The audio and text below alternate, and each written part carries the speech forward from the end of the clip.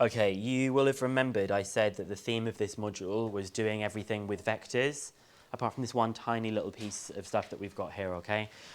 This is still something that is the same as before. If you remember back to year 12, you will have done variable acceleration in mechanics, right? And this is another type now of looking at variable acceleration, but this variable acceleration is still in one dimension, meaning it's just moving along a line kind of like back and forth. So this is not going to have I components or J components. It is just a regular kind of question. And we know that that variable acceleration is to do with differentiation and integration. So what we've established so far is no acceleration, GCSE style, distance equals speed times time, constant acceleration, which gives you Suvat equations, and then variable acceleration, calculus, and differentiation. That's all it is, okay? You just need to make sure when you read the question, you think about which of those three scenarios that it's going to be.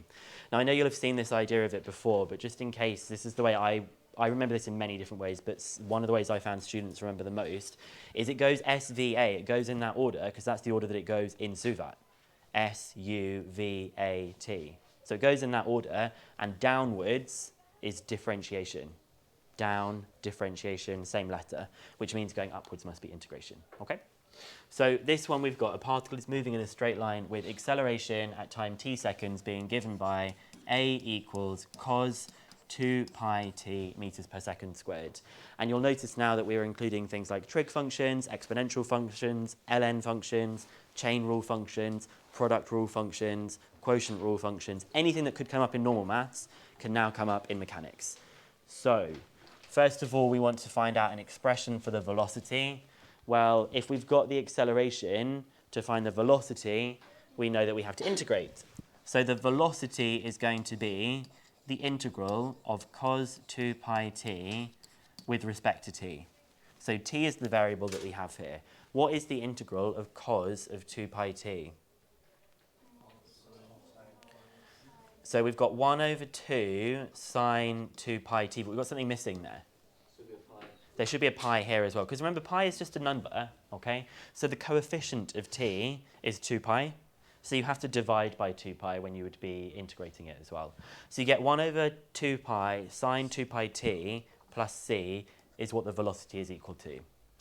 But it did tell us something extra. It told us that the velocity of the particle when time t equals 0 is 1 over 2 pi meters per second. So I know that when t is equal to 0, v is equal to 1 over 2 pi. So we get 1 over 2 pi is equal to, what do you get when you sub 0 in here?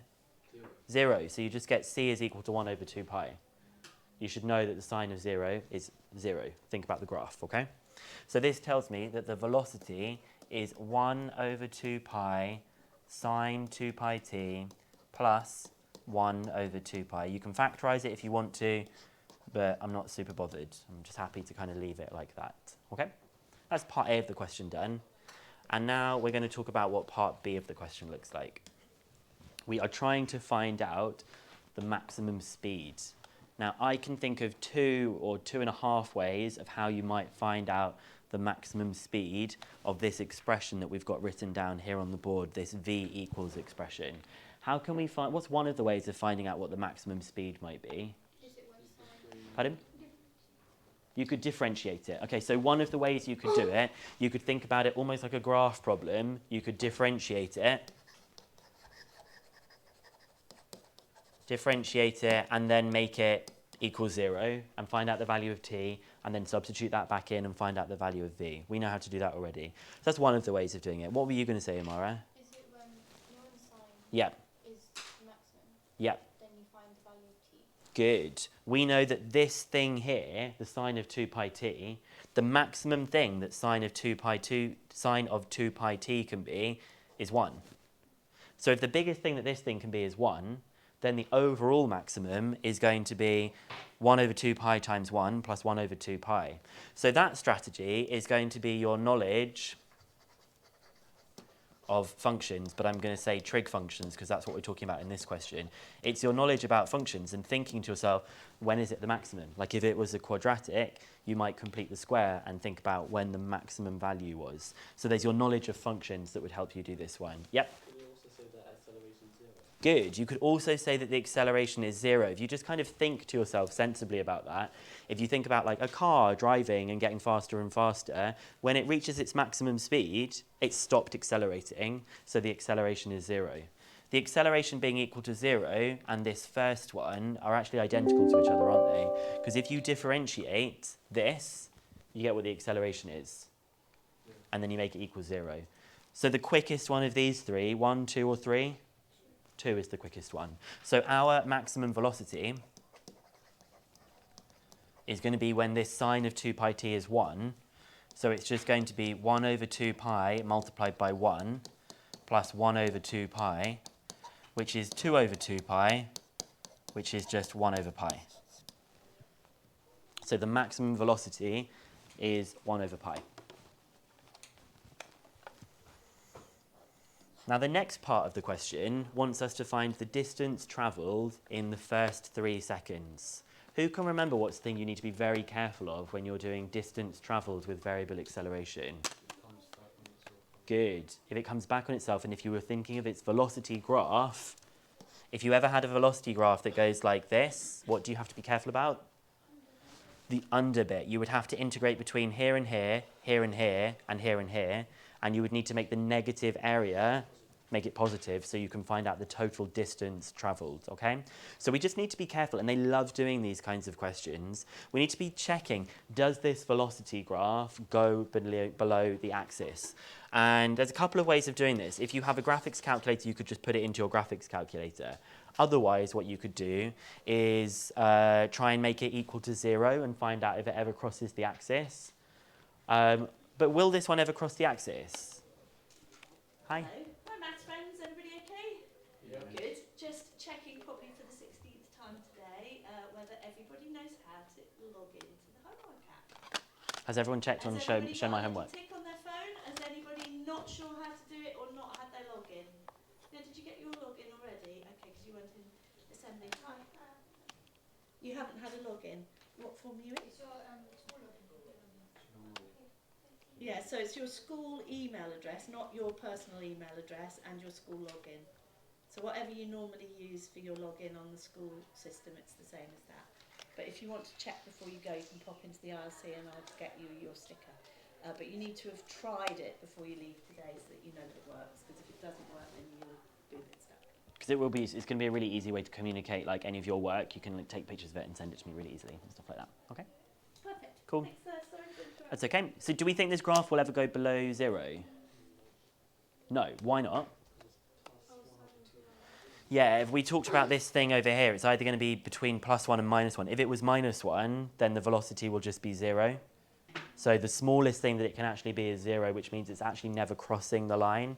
So we can actually just go straight in and say that we're going to integrate between 0 and 3 because we've got the velocity and we want something to do with the distance. We're going to integrate the velocity, which is 1 over 2 pi sine of 2 pi t plus 1 over 2 pi with respect to time. And I'm going to open up those square brackets. What do you think the integral of sine of 2 pi t is, or 1 over 2 pi sine of 2 pi t? It's going to be a cos for integrating it, cos of 2 pi t, but what's going to be the coefficient? 1 over 4 pi squared, and it's minus because we know the integral of sine is minus cos. And then you also get a 1 over 2 pi t, and that's all between 0 and 3. Now, this is actually really easy to do without your calculator, okay? Because when you substitute 3 in to here, what would the cos of 6 pi be? Think about the cos of 0, then the cos of 2 pi, then the cos of 4 pi, then the cos of 6 pi. It's going to be 1, because a cos graph at 0 is 1. So at 2 pi, it will be 1, 4 pi, 6 pi. So I know that this, when I substitute the 3 in, is just 1. So I'm going to have minus 1 over 4 pi squared. And then I've got plus 3 over 2 pi. And I'm going to subtract when I put 0 in. What's the cos of 0? 1. So I'm going to subtract 1 over 4 pi squared. And that with 0 is just 0. So I have minus 1 over 4 pi squared plus 1 over 4 pi squared. So they cancel. So I just get 3 over 2 pi meters. Okay? Now, if you have a graphics calculator, I thought it might be worth me just reminding you about some of these things, okay? So if you go on to, if you do have a graphics calculator, you can do this thing where you can actually just draw the graph, and it might help you solve that kind of problem. So if I just quickly see if I can get this a bit more focused. So if I go to the graph, I've actually already got the graph drawn in here. You'll notice though I've had to use 2 pi x instead of t because the variables are just always x. And this was my equation for the velocity. And I was interested to know if it ever dipped below the axis, because that's the thing that's going to make my question quite a lot longer.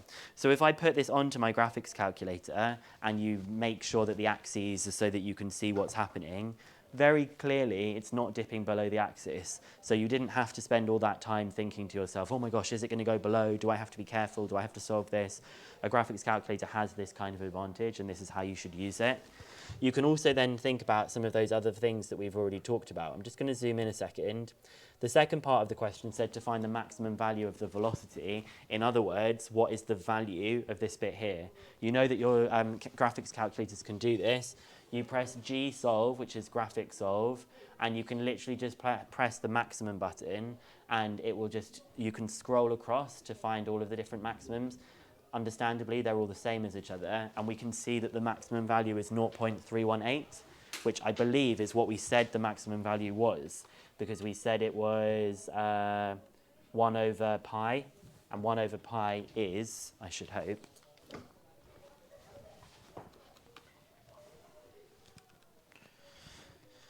yep, it's the same thing. It's 0.318. You can also do on here as well, you can go back to GSolve and you can scroll across and you can integrate. You can integrate between 0 as the lower limit by typing in 0 and pressing enter. 3 is the upper limit and then pressing enter. Why is it doing that? Oh, because I'm not zoomed out. Let's just do 1. Oh.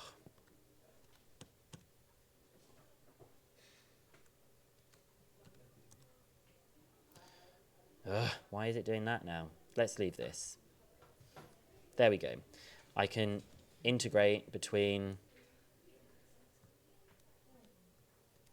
0 and 3, and we get that the answer is 0.477, which is 3 over 2 pi.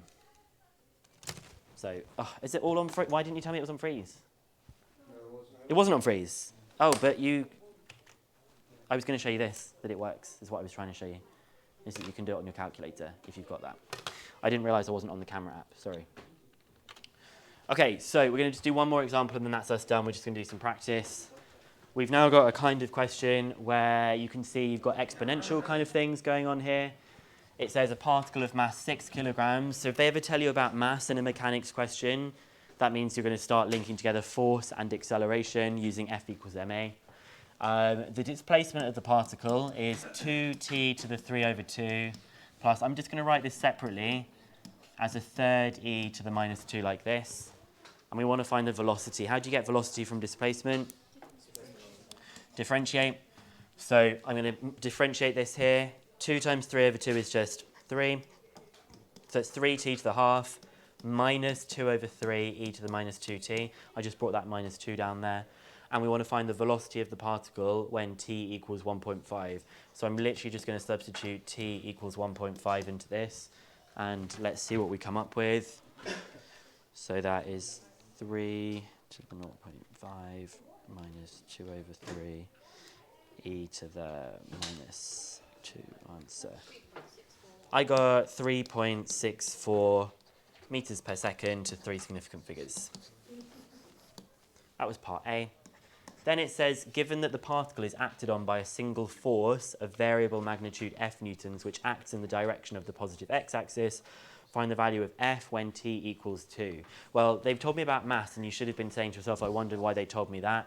They also want me now to find out what F is. Well, we know that F is equal to ma, so the force that we're looking for is just going to be 6a. So all I need to do is find out what the acceleration is, and you find acceleration by differentiating. So I'll differentiate this, and I get 3 over 2, t to the minus 1 over 2, plus 4 over 3, e to the minus 2t. just because the minus 2/3 times minus 2 is 4/3. And I'm just going to substitute in that t equals 2, and then I'll find the force by multiplying it by 6. So the acceleration will be 1.5 times 2 to the minus 0.5 plus 4 over 3 e to the minus 4. So I get that the acceleration is 1.085. So the force must be 6 times 1.085. So the force is 6.51 newtons to 3 significant figures. Okay? And that's all that there is. There's nothing new here. It's actually quite nice as a bit of a recap and a revision of some of those earlier things. There is every single exam will have something on either like a variable acceleration or something to do with vectors, okay? All of those year 12 topics have now just been kind of, the year 12 topics, I mean like variable acceleration, they've been chucked out and they've now been replaced by these kinds of questions for year 13 where the functions are potentially like a little bit harder, okay? Yes? I'll actually show you. I think I've got a few of them in the back of this, so I'll just have a quick flick through. So this is one of the official comments. It's a vector question, but it's like a 6-mark question. It's so obvious what you do for vector differentiation. You just differentiate one and differentiate the other, but we're going to learn that in the next lesson. So they're normally like 6 or 7 marks, it seems. This one's another. There's a lot of vector differentiation. So about 6 or 7 marks. They're not huge. They're quite small questions. So what we'll do next lesson is look at how you differentiate vectors. The surprise is you just differentiate I and differentiate J. That's it. We'll then look at how you integrate vectors as well. Well, you write it as a column vector, you integrate I and you integrate J, and just making sure that you put in a constant of integration. And that's basically, it will be on the test, but remember the test won't be until Wednesday of the following week. So by then, you'll have had a chance to do it. But if you want to do any of the questions, you can just do all of them now anyway, okay? Literally from what I've just told you, that's enough for you to be able to do it, but we'll still do it in the next lesson for sure. So we've got about 20 minutes. I think it would be useful if you just did a little bit from exercise 8C, and I'll put a couple of things on there for homework, and then we'll finish up, okay?